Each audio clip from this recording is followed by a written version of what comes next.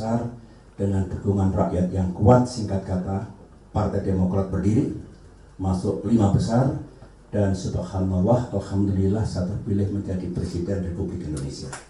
Di depan ini,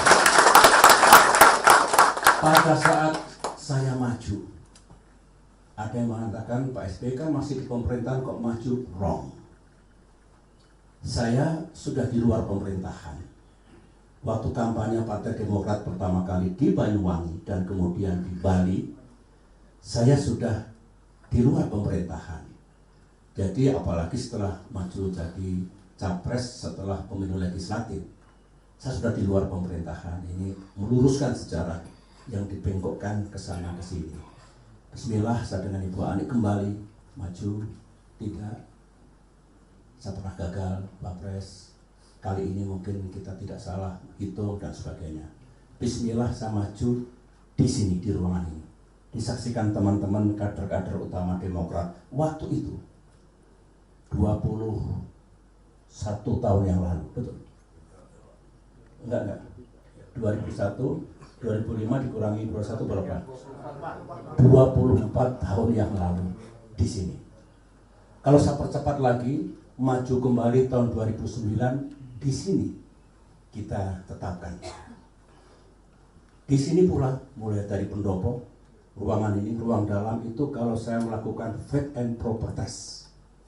Para menteri, calon menteri, calon wakil menteri, dan pejabat-pejabat setingkat. Saya harus yakin mereka berintegritas baik, mereka cakap dan siap untuk menjadi menteri, wakil menteri, dan pejabat yang lain. Tidak boleh KW-KW, tidak boleh saya ragu-ragu sebagai pemimpin. Sebagian besar lolos, sebagian kecil tidak lolos. Karena saya gunakan sistem dan seperti itu. Jadi kalau dulu televisi, media di depan pendopo itu ratusan pers. Pada saat Pilpres puluhan pers luar negeri. Karena mereka ingin meliput Indonesia for the first time ada direct presidential election. Oleh karena itu mereka ingin tahu seperti apa Indonesia berdemokrasi. Nah, mereka di sana seperti ini. Banyak keputusan penting kalau saya tidak di istana, tidak di kantor, saya tidak mengenal hari libur. Sabtu, Minggu bekerja, malam bekerja. Banyak yang saya lakukan di sini, misalnya kalau saya berkomunikasi dengan para pimpinan partai, tidak mungkin saya gunakan istana. Biar steril, saya gunakan tempat ini, di sini. Demikian juga ketika lobby dengan dunia usaha, ketika krisis 2008. Karena hari libur, saya tetap ingin ketemu. Saya minta tolong, pengusaha jangan cepet-cepet PHK. PHK rakyat kita sengsara, nggak punya pekerjaan. Oke, saya lanjutkan. Nah, dengan demikian jadi enak. Dia minta, Pak, kalau Bapak tidak ingin PHK, lantas kami gimana? Susah kami. Oke, saya kasih insentif fiskal. Menteri Keuangan kasih. Yang penting jangan PHK. Di sini, ketika harga minyak goreng up and down, masyarakat menjerit, saya undang pengusaha minyak goreng di sini. Saya bantu insentif fiskal, tapi harganya jangan meroket. Setuju, win-win. Di depan pendopo, dunia usaha lebih luas lagi. Saya ajak tenang. Insya Allah kita tidak seperti 1998. 28 dulu, 2008. Ayo bareng-bareng, saya akan pimpin. Subhanallah, itu menjadi kenyataan. Di sini. Waktu kita memikirkan siapa ketua MPR 2009, di ruangan ini berkumpul para pemimpin partai politik termasuk Golkar, termasuk almost all. Saya bilang, bismillah kita dukung Pak Taufik Kemas. Bapak, benar? Begitu? Ya. Saya ingin politik kita teduh. Jangan terlalu terpolarisasi. Why not? Di ruangan ini, akhirnya semua partai politik mendukung dan aklamasi. Zulkifli Hasan sebetulnya dulu ada sesuatu yang kurang kondusif lah secara keamanan. Saya undang di sini Pak Zul mewakili koalisi, Anda ketua MPR, didukung oleh semua. Pada saat ada tanda-tanda akan ada benturan di nasional setelah quick count tahun 2014, Pak Jokowi, Pak JK lawan Pak Prabowo, Pak Hatta.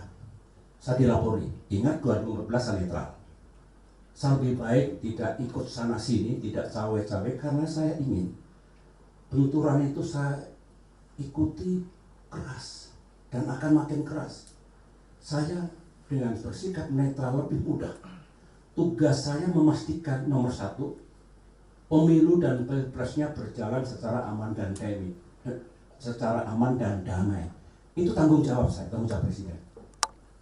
Aman dan damai. Yang kedua juga secara free and fair. Jurdil, tanggung jawab saya. TNI, Polri, BIN semua saya instruksikan netral. Sama dengan 2009 saya maju lagi netral. Seperti itu. Ketika terjadi indikasi benturan pendukung Pak Prabowo, Pak Hatta dan pendukung Pak Jokowi, Pak JK, saya undang di sebelah sana tempat para wartawan itu. Dulu ada sofa kecil di situ. Saya undang pertama kali Pak Jokowi dan Pak JK, tolong please bapak-bapak cegah adanya benturan.